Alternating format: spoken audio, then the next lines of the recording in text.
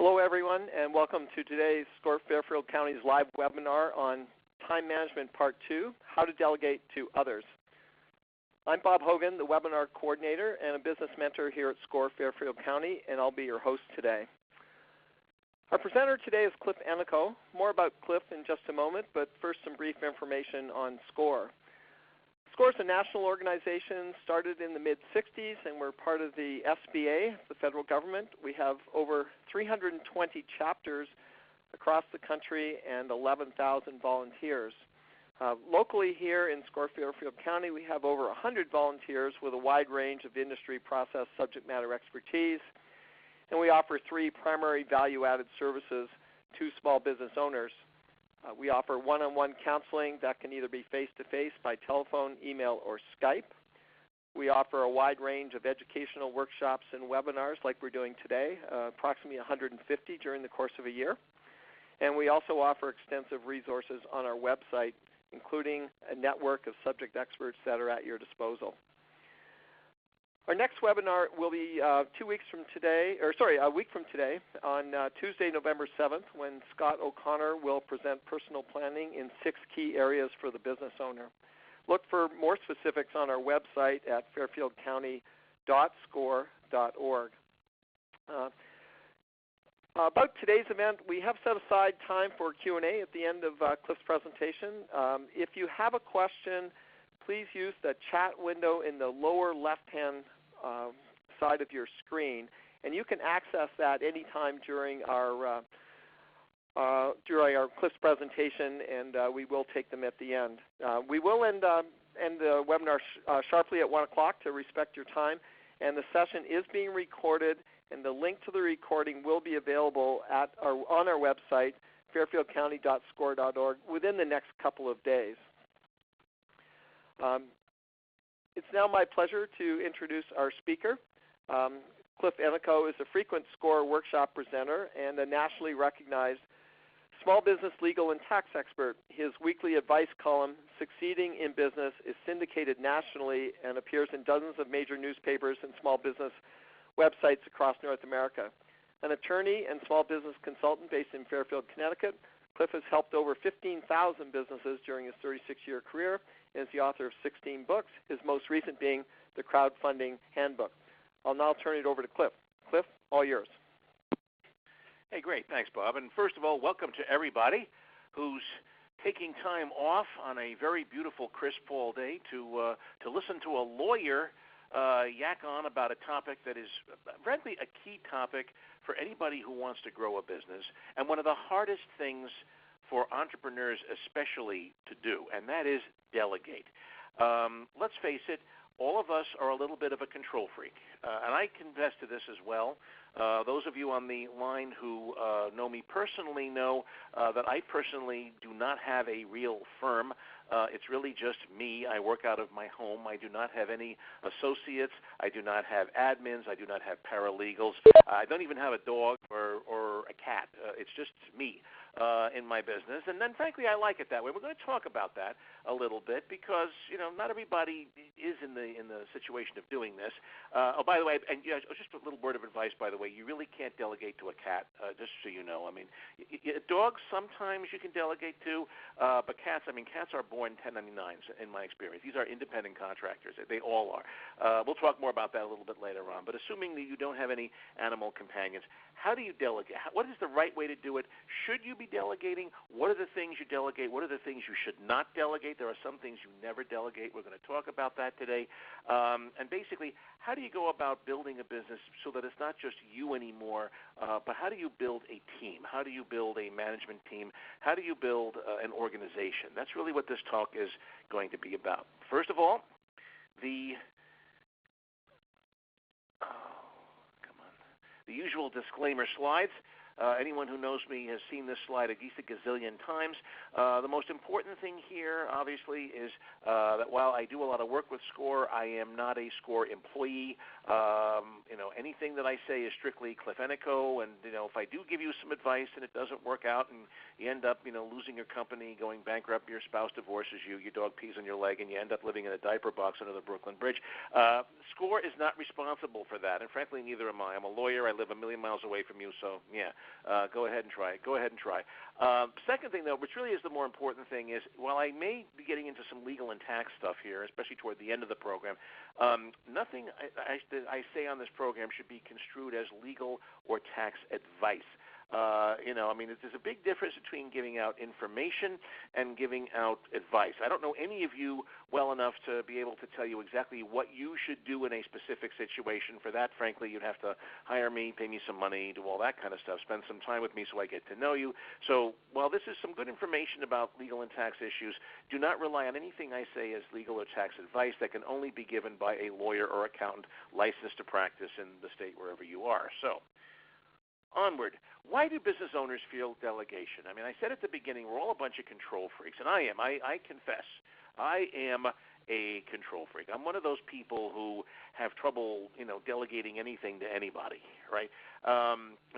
Why do business owners fear delegations? Okay, well, let's face it, we fear that others are not going to do as good a job as we do. Especially, I'm in a business where if I make even one mistake in a 30-page, M&A document, I can be sued for malpractice.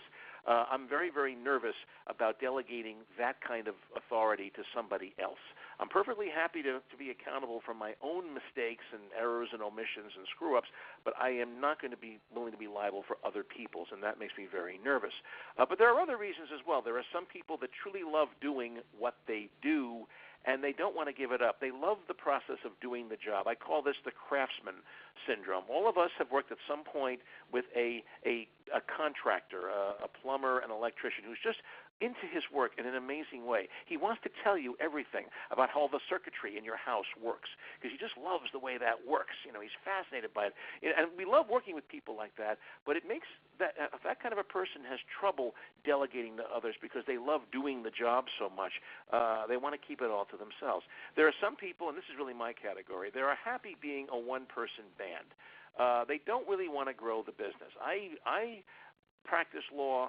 There's a famous old joke about this, but I practice law because it supports my writing and my media activities. That's what I do. I do a number of things with my life. In addition to being a lawyer, I'm a lawyer. I'm something of a small business guru. I have a YouTube channel, for example. If you go to youtube.com, search for Cliff Ennico, you'll see 40 videos and webinars that I have done for people starting up a small business. I'm looking to develop that. I'm looking to get advertisers for that. And the law practice is my way of financing and paying the bills so that I have the time to do these other activities. I don't really want to spend 80 hours a week managing a law firm. That to me was some form of purgatory. Some people enjoy that process. I personally do not. So there's my reason for not delegating.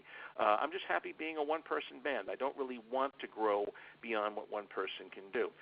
Some people are concerned about the additional costs and time. We'll talk about this later. Employees especially are expensive, and they have rights. Legal rights, we'll talk about that. They are afraid the people they delegate to will steal their customers. And this is a very serious reason for not delegating. There are some small businesses that only have one or two key customers. If any of those customers were to disappear, the business would collapse. And they're afraid of somebody getting too close to that client and stealing it. We'll talk about that fear later on. The last one, this is especially true of younger entrepreneurs, millennials and Gen X folks. They don't like the idea of being a boss. That is a word that just is a four-letter word in their vocabulary. I see this all the time. I do a lot of work with student entrepreneurs at colleges and universities here in Connecticut. They see themselves as a committee. They do not see themselves as having managerial roles. Their goal is they make decisions by consensus, and they do everything by committee. They see themselves as colleagues, not as the boss. And that can pose issues when you're starting, especially a tech venture. That can really start to pose serious problems. These are some of the reasons that people fear delegation. But delegation is an essential business activity. Okay? If you are planning on growing your business, you must get comfortable with delegation. I have made the decision I don't want to grow my practice, but if you do make that commitment, if you want to build a firm, an organization, a company, you must learn to delegate. Sooner or later, all small businesses, and I think this is true of every small business, no matter what it is, it gets to a point where they can no longer, the founders can no longer run them. What you have to do is you have to develop systems for running the business and then hire people to run the systems and manage the systems that make the business possible. When that stage has been reached, you have to consider hiring somebody, working with contractors, building some kind of an organization. So delegation becomes essential if you want to grow. If you want to sell your business or have something of value to leave to your heirs, you must learn to delegate. Right now I have a cellar full of over 20,000 client files that I have accumulated over the course of a 30-year business. Anybody who wants to buy my law practice is going to be acquiring those files and those client relationships. There's only one big problem, though. All those people are tied to me personally. If anybody who's buying my practice is going to see probably a significant fall off in the number of clients just because they're not me. They are not Cliff Ennico. They're probably perfectly competent lawyers, good lawyers, and of course I will try to do everything I can to transition the practice in such a way that they'll be able to get as much business as possible, but there'll be some inevitable fall off. If you want to sell your business and have a business to sell, you need to create a turnkey operation that will function without you. That is the big goal here. Somebody who's buying the business is not buying you. They are buying something that they can manage and run with as little client attrition or customer attrition as possible. Then last but not least, and this is a situation we all find ourselves in at some point, there's a famous old saying, I don't even remember who said it, you can't focus on draining the swamp when you are up to your butt in alligators. And that's the situation we all find in. Right now I've got 3 M&A deals trying to close in the next 3 days, and believe me, I wish I could clone myself. I think we all get to that some point. Here's a required reading book. This is a book that many of you have heard of. If you have not, this is one of the 5 most essential books ever written on the entrepreneurial process. The other 4, of course, are all written by me. This is the one that's not written by me. I'm only kidding. They're not all written by me. But this is a classic. This is a book called The E-Myth Revisited. It was written in the 1980s by a guy named Michael Gerber, and it's in its like 18 gazillionth edition now. You can find it just about anywhere in any bookstore, online, wherever you shop. This is a book that's essential, and it makes a very key and essential point. And that point is, if you really want to grow your business and have something to develop, you need to start working on your business rather than in your business. There's a key difference. Working on your business means you have a lot more time in your life. Why do you delegate the day-to-day tasks? You delegate the day-to-day tasks so that you can focus on the things that are necessary to grow the business. Okay, getting somebody else to handle the clients and do the legal work and the paper shuffling and all that gives you more time in your day. And what are you going to do with that additional time? I see business owners all the time who say, God, I'm so busy. I wish I had more time to do X, Y, and Z. If you're having trouble delegating, ask yourself, if I had someone to take all that burden off of me, what would I do with all that spare time? And if you're a good business owner, here are the things you want to have more time to do. Marketing and promotion. A big complaint, if you do not market and promote your small business, it will die sooner or later. Marketing is the key to small business success, and most business owners don't give themselves enough time. The biggest mistake I see with my clients, they spend so much time doing the work and keeping the clients happy that they let their marketing slide so that when bad times hit, they don't have a pipeline of business. Building that pipeline, where are the clients going to come 6 months from now, 12 months from now, 2 years from now? That's what the owner of the business should be focusing on, and anything else can be a distraction. Developing new products and services. Let's face it, we live in a time of great change, not just technologically, but in a lot of ways. Whole new business models are coming out. All of us need to adapt our business to a changing world. I am doing last year there was a particular activity that accounted for 80% of my time 5 years ago. 5 years ago in my practice, I won't say what it is, but 80% of my time was spent doing a particular activity. Today, less than 5% of my time is spent doing that activity because of things that have changed in my environment, in my world during the last 5 years. And 5 years from now, I suspect I probably will not be doing this particular thing at all. You've got to be constantly reinventing yourself, new things. What new skills do my clients need? What new types of deals are going on that I need to know about? What changes in the law are going on that are going to dramatically affect what I do? Somebody needs to be focused on that and adapting and changing the business, and that falls on you. business development activities, client generation, lead generation, SWOT analysis, assessing your business strengths, weaknesses, opportunities, and threats, sizing up the competition, what I call essential activities. This is the key to delegation. I'm going to spend a couple of slides talking about this. Every business that I'm aware of has a handful of activities that must be done perfectly or extremely well in order for the business to survive and grow.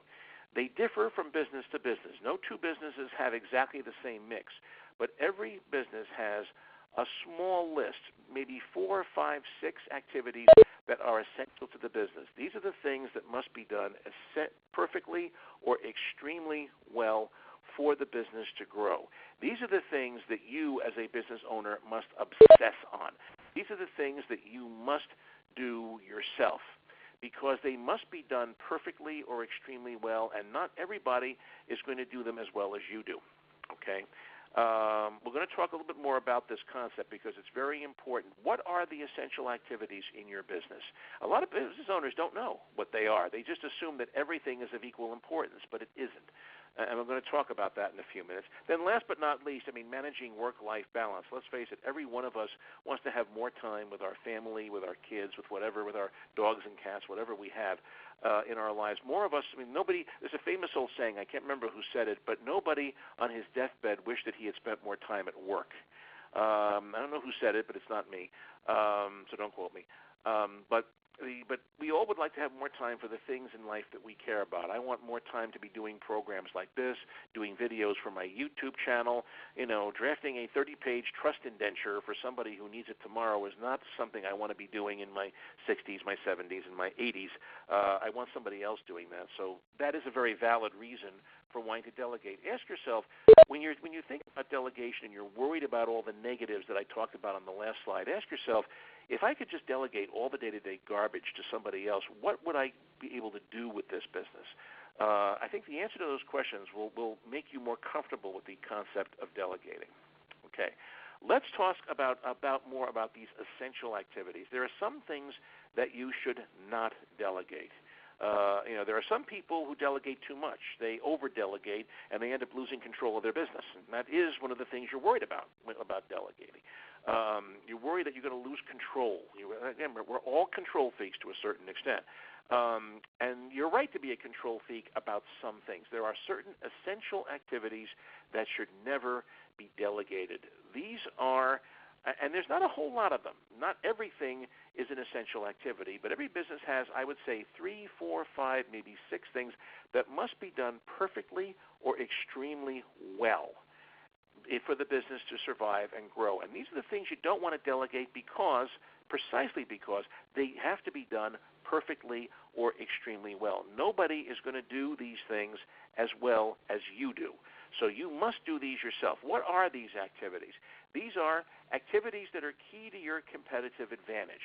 What is your competitive advantage? If your competitive advantage, one of my very earliest clients, and I love sharing this story, but one of my very earliest clients that I had when I went off on my own 30 years ago was a woman. She worked out of her home. She had a business where she produced a very specialized item of wearing apparel. I won't mention what it is because she actually ended up becoming quite famous for doing this, and I don't want to give away any client confidentiality, but she was producing a very specific item of wearing apparel. She did not sell to the public. She was not B2C. She sold to fashion designers on 7th Avenue in New York City, the fashion district.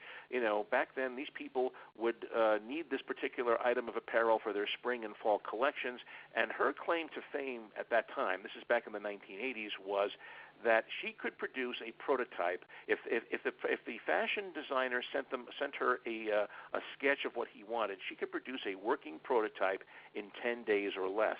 Now, back then, that was a huge competitive advantage. All of her competitors couldn't commit to producing a design in less than a working prototype in less than 45 days.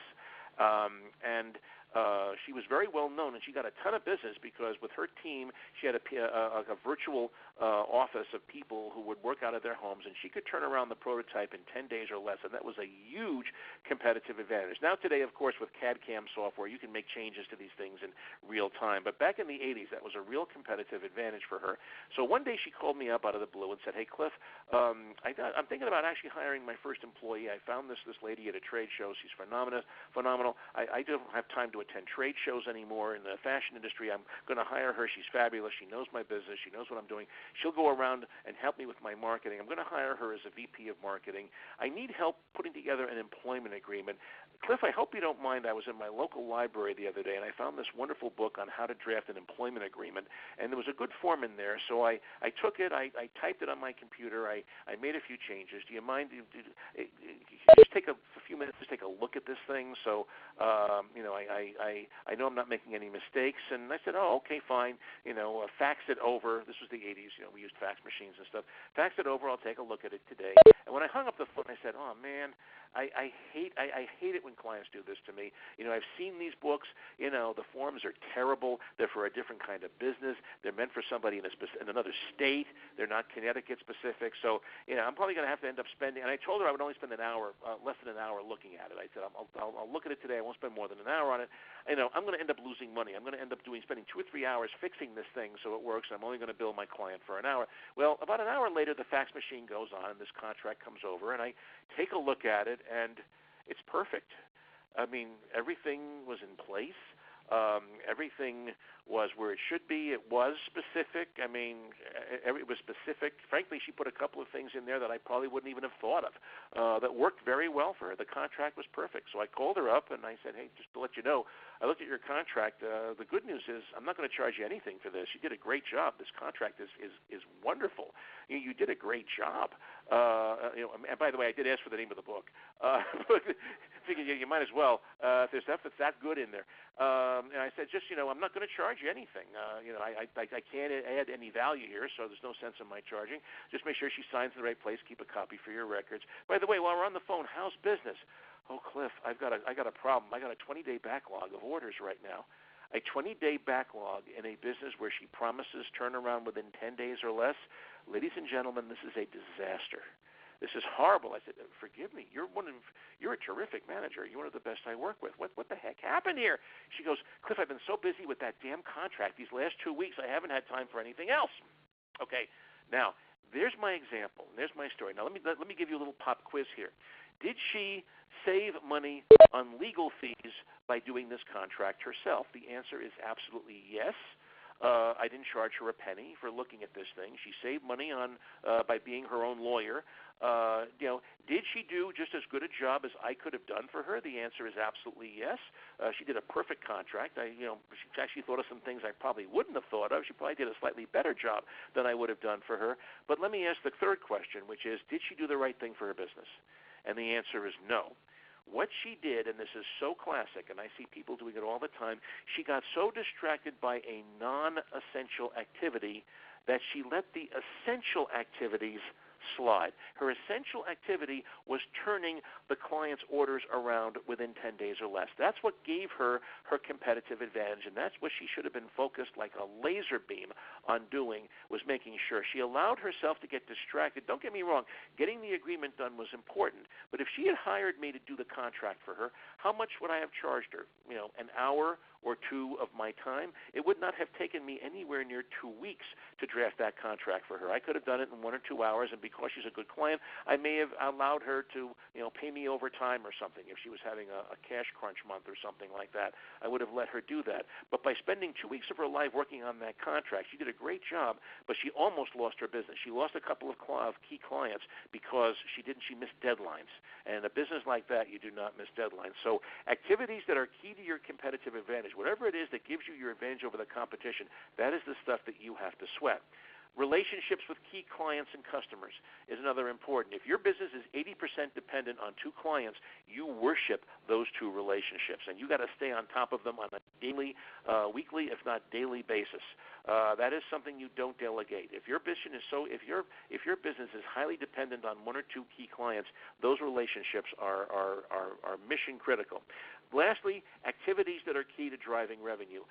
This sounds so silly, but one of my essential activities, believe it or not, in my law practice has nothing to do with the practice of law. It is, believe it or not, getting my invoices out on time. That is one of my essential activities. Why is that an essential activity? Because I bill by the hour. So you hire me to do something, I spend some time on it. How much do you pay me? Well, the answer is you don't know until I tell you. Until I send you a statement saying, hey, I spent 2 hours on this and it's X $100, whatever it is. Until you get that invoice, you don't know how much to pay me. Therefore, you're not going to pay me. You're not going to write me a blank check and say, hey, Cliff, just total up your time at the end of the month. Nobody does that. No sane person does business like that. So I got to get my invoices out on time, and I usually send out monthly bills that are payable net 30. If I don't get those suckers out on time, my clients delay.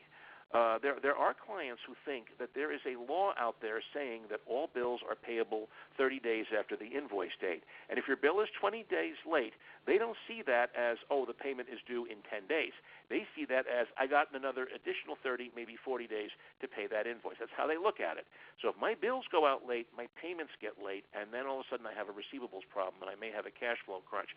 So I got to get those suckers out no matter how busy I am doing my law practice and trying to keep my clients happy. On the last day of each month, as it happens today, that I'm doing this, on the last day of the month for 2 hours, I shut down, I let everything pile up, and I just focus on getting those invoices done and getting them out to the UPS store and getting them in the mail. That's what I do. And I don't think about anything else. I want to get those bills out because I don't want to have a cash flow crunch. So activities that are key to driving revenue to your business, like sending bills out on time, that's another example of what may be one of your essential activities. The essential activities differ from business to business, but there aren't a whole lot of them. And the key here is only you and your partners will give these the time and attention and diligence they deserve. So these are the things that you and your co-owners, if you have any, must do yourself. Not every activity is essential. If you end up with a list of 15 essential activities, you got way too many of these going on.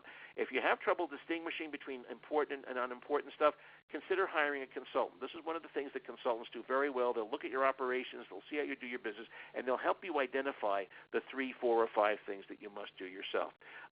If you cannot perform all essential activities yourself, let's say that there are 5 essential activities in your business. You can do 3 of them yourself, but the other 2 you don't feel comfortable doing because you don't have the skills, whatever, the time, whatever. This is nature's way of telling you that you need a partner.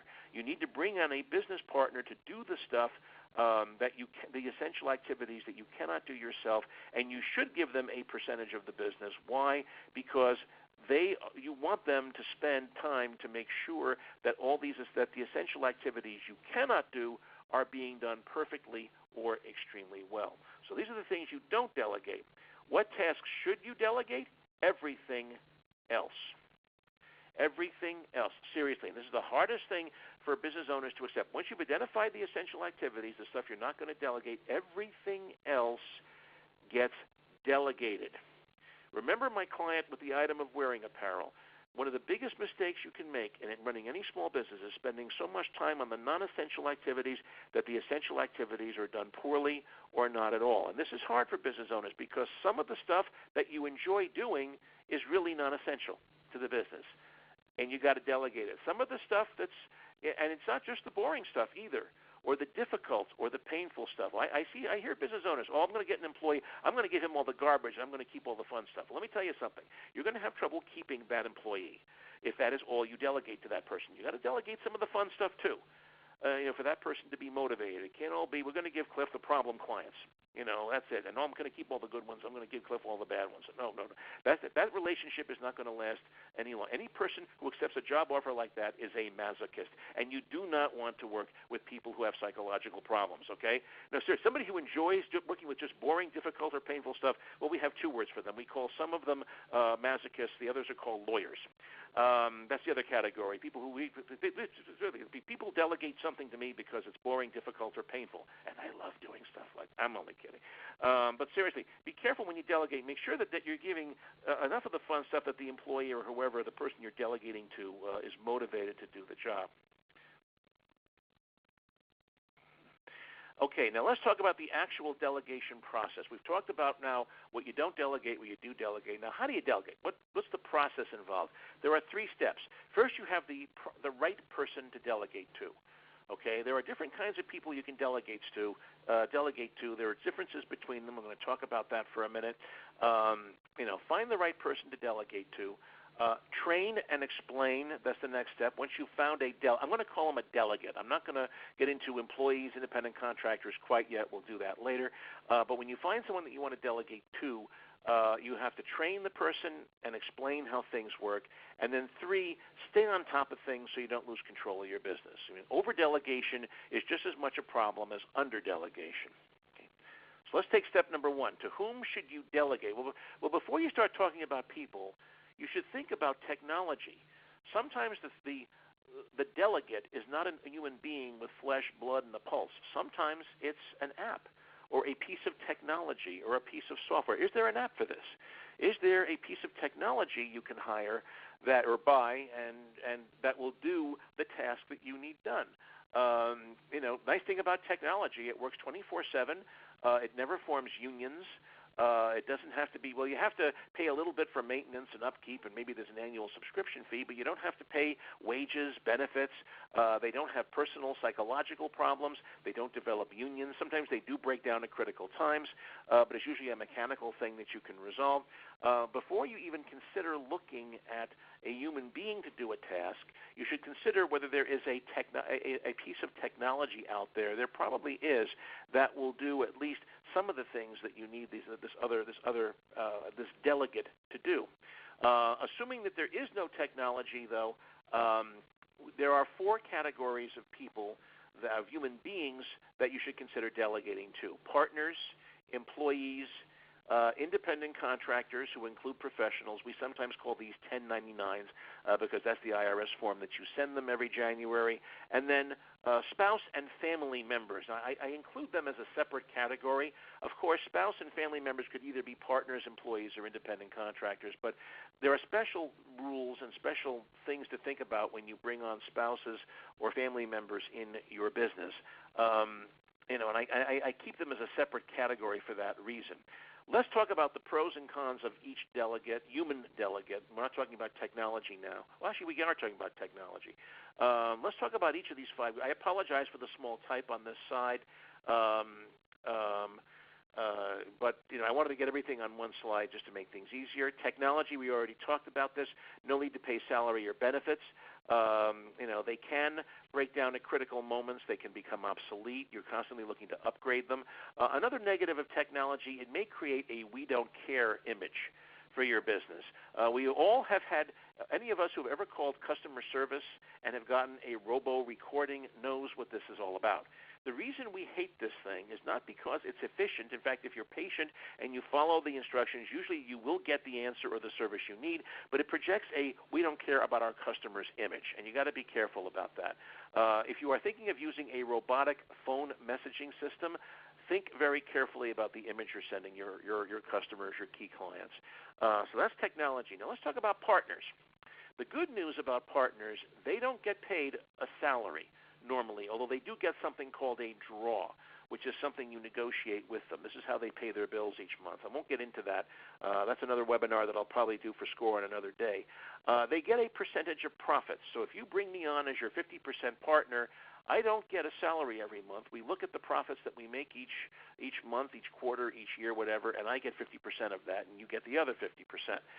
So if the profits are down, I don't get paid as much. If the profits go up, I get paid a little more.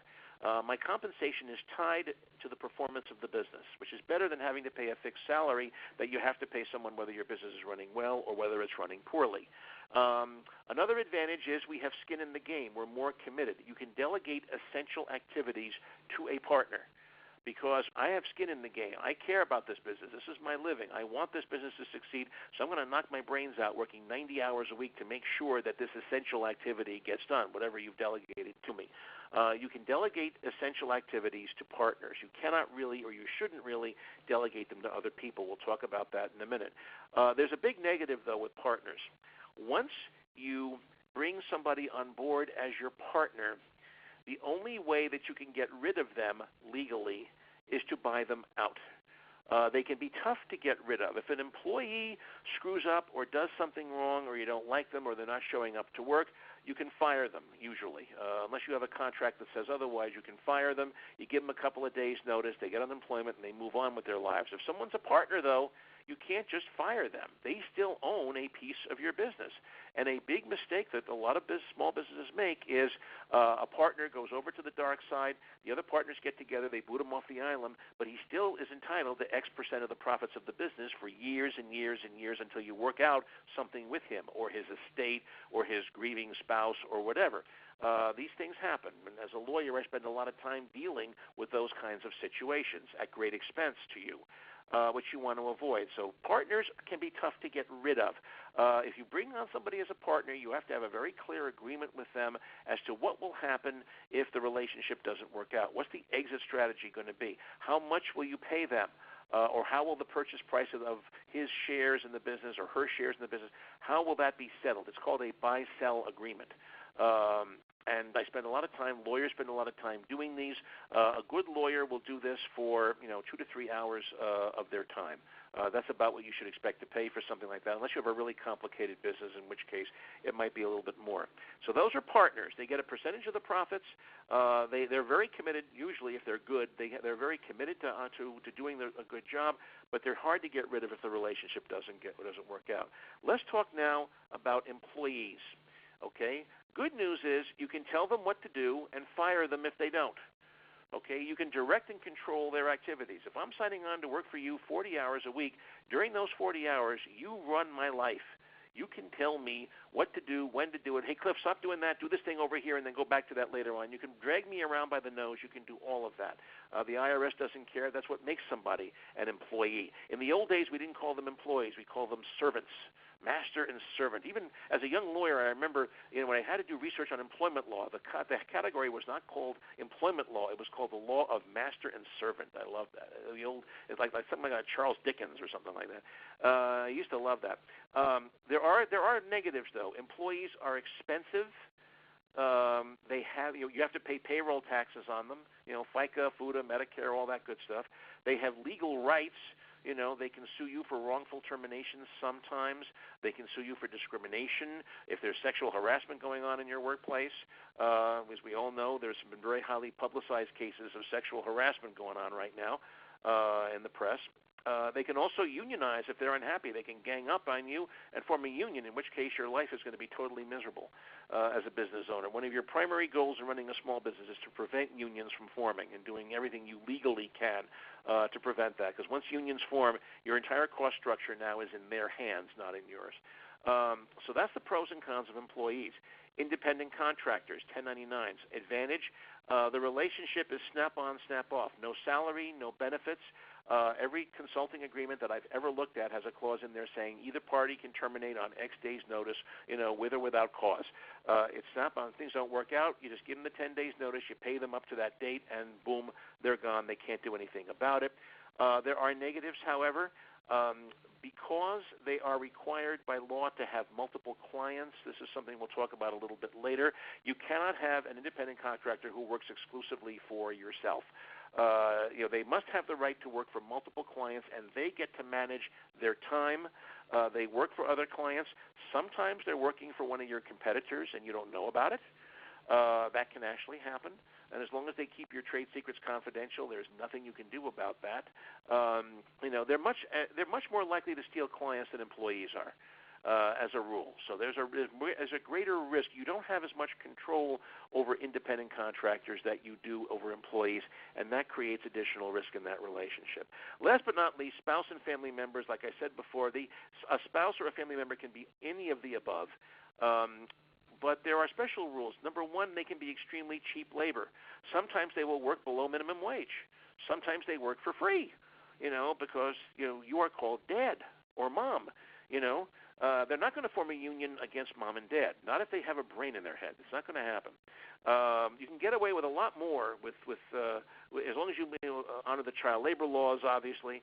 And by the way, if you do have a 5-year-old, just forgive me. I know that when you bring on family members, there are certain tax advantages to having family members work for you. The IRS has certain benefits and certain deductions you can take that you can't take with other employees. Just do not, please, make your 5-year-old son the VP of marketing. Don't try to get away with cute stuff like that. No 5-year-old that I know can be VP of marketing for a company. Now, the chief technology officer, on the other hand, maybe. I mean, some of these little kids, I got to tell you, they know computers better than we do. So the chief technology officer, maybe your 10, 12-year-old kid can handle that title. I just don't know. But the VP of marketing, no way. I mean, I'm not going to go out and if somebody's trying to hire me as your attorney, I don't want to go to a nice restaurant in town and have a 5-year-old kid there dealing with me. I want to have a glass of wine with this person, okay? So don't do that. Don't try to play games when you hire family members. Don't get too cute. Don't put your cat down as the chief security officer or something like that. Last but not least, though, there are negatives in hiring spouses and family members, and the biggest one is the business relationship gets tied up between emotional and personal baggage. You have to draw very fine lines between the business relationship and the personal relationship, and sometimes that's very, very hard to do, especially if that person is your spouse. Let's talk about a virtual assistant for a minute. Some people are considering hiring virtual assistants. I have wrestled with this. I will share with you personally, I have mixed feelings about virtual assistants. As of today, I have decided not to hire one, although that could change tomorrow if I find the right person. So far, I have not found the right person to be my virtual assistant, and it's not for want of looking. But I'll tell you why in a minute. Here are the advantages and disadvantages. By hiring a virtual assistant, you can give better customer service and response time if your clients and customers call and they get a real human being on the phone. We all hate those robo customer service things. We all do. I hate them as much as you do. I like calling and a human being picks up the line on the first try. So number one, that's a plus for me, in terms of customer service. If I can get through to a real person, it frees up your time answering calls or emails. This is what a virtual assistant does 90% of his or her time. It's handling the phones, the emails, your correspondence, going to the UPS store, getting your snail mail, figuring out, and helping you prioritize your time. What's essential? What isn't? Hey, Cliff, you got this letter in the mail today from the IRS. I really think you ought to interrupt what you're doing and look at this sucker. They can help you with stuff like that. Although anybody who ignores a letter from the IRS, I think, has some serious issues in being an entrepreneur here, which we won't go into. But seriously, if you're so busy you can't look at your own mail, somebody like that can really help you. And the good news, legally, they are almost always considered independent contractors. Why? Because they work for other people. They have clients other than you. So the IRS very rarely will go after a virtual assistant for being an employee, unless, of course, you're working them 80, 90 hours a week, in which case you won't get away with that. There are some negatives, though, of hiring virtual assistants. Number one, there's no continuity if a different person answers each time. This is my big complaint. There are some big virtual assistant services in the United States. There are 2 or 3 companies that I'm aware of that offer virtual assistant services, to clients around the country. I have looked at their services, and frankly, I'm not impressed because I can't develop a relationship with the virtual assistant. They will make a pool of people available to me, but anytime a call comes to my number, it's a different person is going to answer each time. And while they have a very set way of answering the phone, they'll say, law offices of Clifford R. Ennico. Hopefully they'll know to pronounce my name correctly. God forbid, the virtual assistant who gets my call is the new kid that just got hired that day. Law offices of Clifford, that's not going to make me look good to my clients and customers if my virtual assistant cannot pronounce my own name. Be very careful about this. They also have questionable long-term commitment. There are a lot of, how can I say it this way, people stay-at-home moms and dads who are raising kids, who are going crazy, who will volunteer their time out of friendship to be your virtual assistant, and that's nice. I mean, they know you. The good news is they know you. They know a little bit about your business. They're friends of yours, so there's some loyalty there. The bad news is, though, if the kid gets sick, everything else is going to be a secondary priority. Emergencies do come up. The person's the kid's school calls up and says that Johnny is sick. She has to go get him.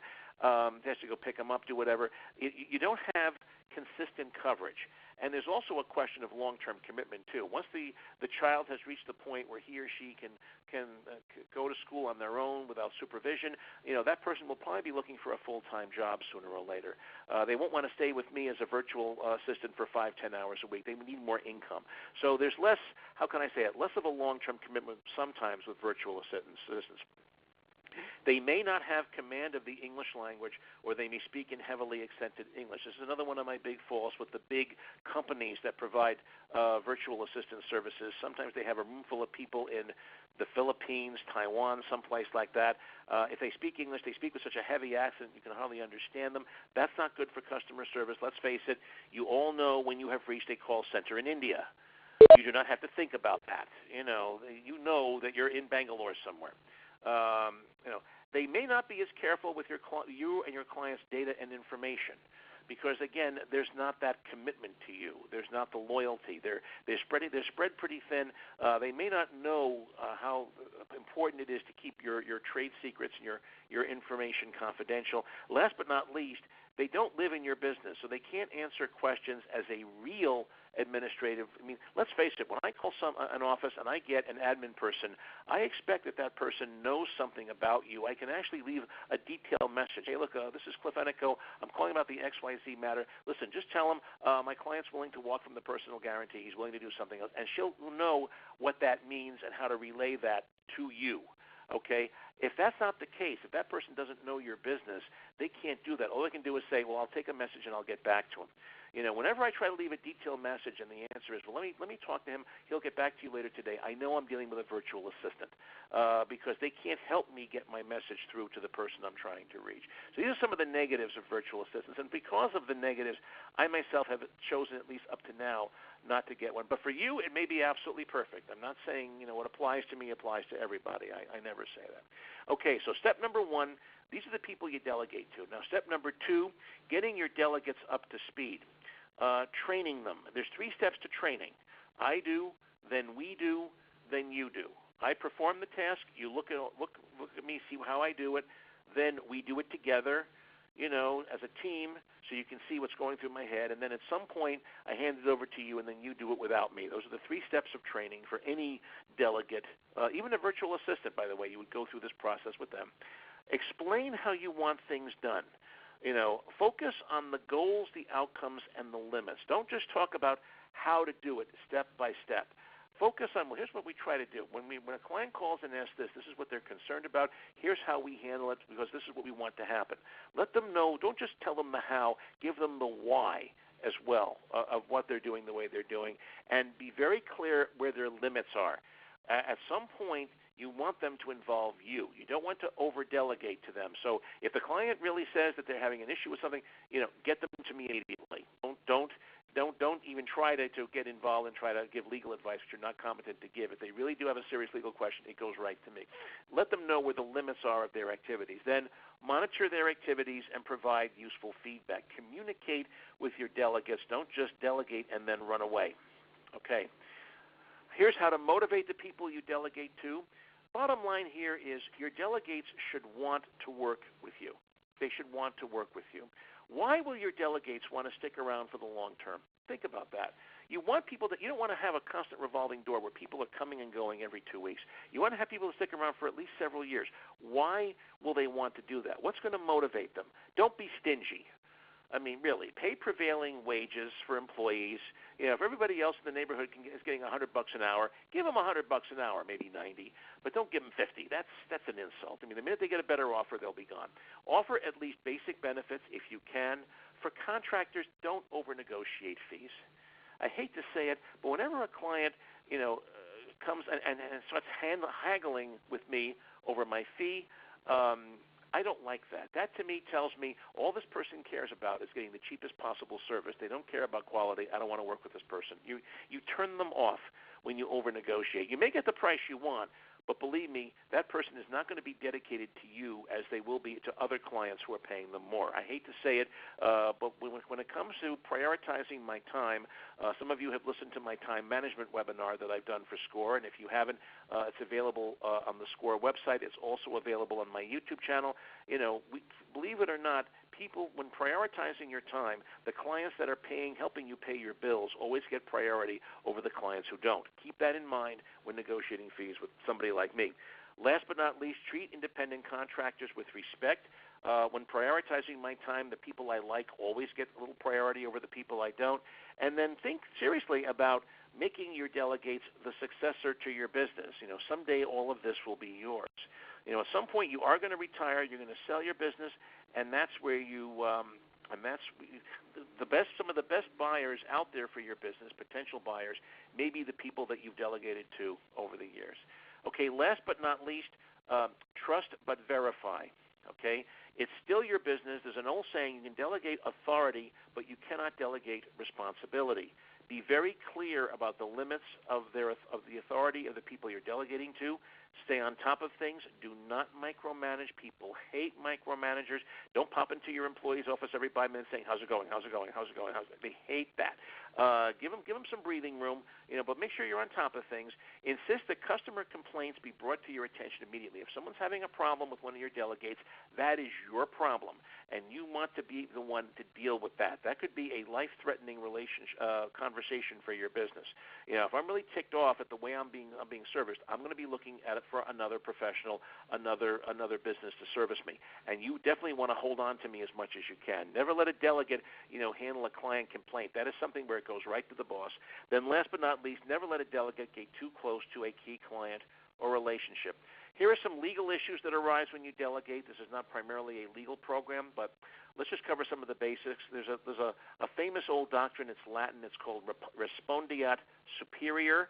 That's just simply Latin for the boss is responsible. If one of your delegates screws up, and especially if they are an employee rather than an independent contractor, you are liable for what that person does. So don't over-delegate. Make sure you're staying on top of what the person has done so at least you can avoid legal liability. Employees, by law, must be covered under your business insurance policies as additional insureds. You must register for federal, state employment taxes, workers' comp, and unemployment insurance, depending on the state that you're in. The minute you hire your first employee, that is, if you don't have any employees at all, then you don't have to sign up for these things, but make sure that they really are employees and not independent contractors. Make sure that they are truly independent contractors and not employees. Make sure your independent contractors are truly contractors. You cannot direct and control their schedule. If someone's working for you 10 hours a week and you tell them every week which 10 hours they're working, that is not an independent contractor. That is a part-time employee. If you are determining and setting their schedule, that is not an independent contractor.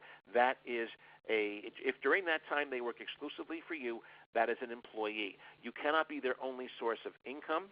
They cannot legally bind your business to contracts. I can certainly negotiate a contract on your behalf, but I'm not the one who's going to be signing it. That's your responsibility to sign it and to be legally bound by it. And then last but not least, if someone's an independent contractor, they must carry their own insurance. You can sometimes get an independent contractor covered under your liability policy, but it's not a good idea. Those people should be having their own insurance, and they should be naming you as an additional insured. Make sure your delegates don't compete with you, steal clients, or trade secrets. If somebody is an independent contractor, they should be willing to sign a confidentiality agreement, an agreement that they won't solicit your employees or customers, maybe a non-compete if you're in a state where that would be enforceable. So here's my summary. If you want to grow of important points, if you want to grow your business, you must delegate the day-to-day operations to others sooner or later. I can get away with what I'm doing because I'm not planning to grow.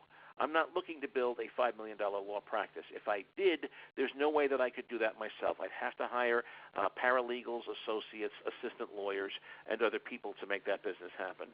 Essential operations of the business should be performed exclusively by you and your partners, if any, but everything else should be delegated, even especially the most painful stuff, the stuff you most enjoy doing, unless it's essential. If it's essential, that's good. But if it's fun but not essential, that goes to your delegates. Know the difference between employees and independent contractors. At some point, I will be doing a program exclusively on this topic for SCORE because it really does deserve a whole hour. I only gave you the highlights in my previous slide. Trust but verify. Make sure you stay on top of your delegates so that they don't go running off the rails and doing all kinds of crazy stuff. And then last, keep in mind that ultimately someday you will not be running your business. If your business is to survive you, it must be able to function without you. Your goal in delegating is to make yourself non-essential to the operation of the business and maybe totally irrelevant to the running of the business. Your job is to put yourself out of business and let the business operate on its own without you. So that's all I have to say on the topic of delegation. Here's one of my best-selling books where I talk a little bit. Actually, I have a couple of chapters in here that talk about delegation and some delegations gone wrong.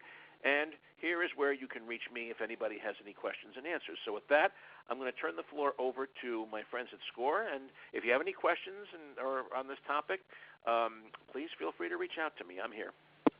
Great. Thanks, Cliff. We will use the remainder of the time now for questions.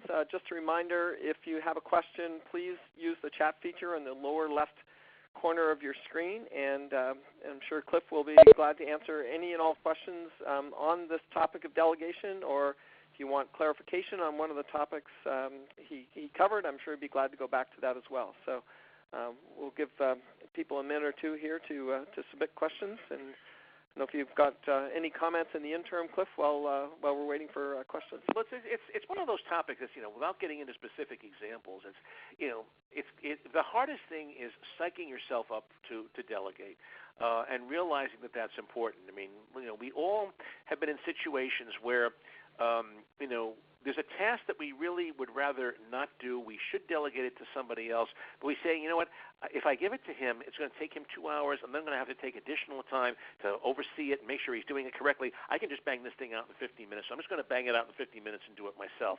That's my dad, who actually managed a team of young bankers for many years at the bank where he worked, had a very good saying. He used to tell me, Cliff, your employees will let you do as much work as you want to do, and there's a lot of reality to that.